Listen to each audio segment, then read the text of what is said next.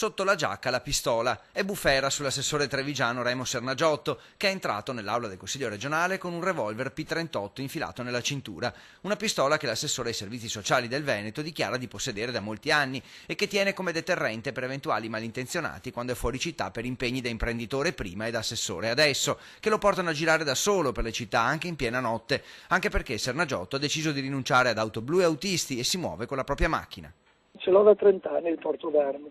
Io ero un imprenditore, la mia azienda ha subito dei furti, dei tentati furti, una notte carabinieri hanno arrestato anche un ladro dentro e perciò mi avevano consigliato, perché magari venivo chiamato di notte. Le reazioni però non si sono fatte attendere, sorpreso, anche se Sernagiotto dichiara che molti colleghi sanno da anni che gira armato, è il Presidente del Consiglio.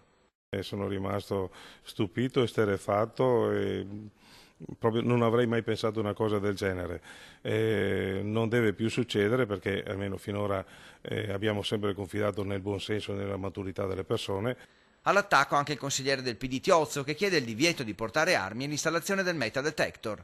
È un cattivo esempio che si dà soprattutto ai giovani, pensare che un uomo delle istituzioni gira armato. Ecco, io inviterei l'assessore Sernagiotto piuttosto che girare con la pistola, magari di continuare, lo dico in maniera molto bonaria, a sparare qualche sciocchezza sui temi della politica sociale. Ruffato promette un giro di vite sulle armi all'interno dei locali della regione, ma non si sbilancia sul metal detector.